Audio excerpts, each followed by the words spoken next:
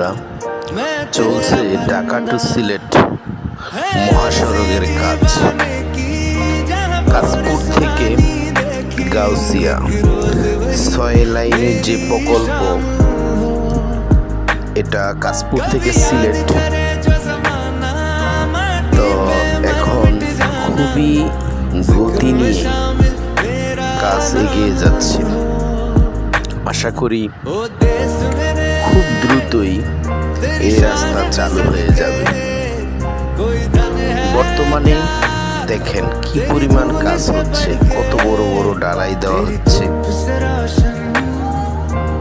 বাংলাদেশের ইতিহাসে এরকম মজবুত করে ঢালাই দিয়ে পূর্বে কোনোদিন কোনো রাস্তার কাজ করতে আমি দেখি নাই। 5 ফিট 3 ফিট এরকম করে ঢালাই দেওয়া হচ্ছে রাস্তায়। অনেক মজবুত রাস্তা, অনেক বছর টিকবে এই রাস্তা।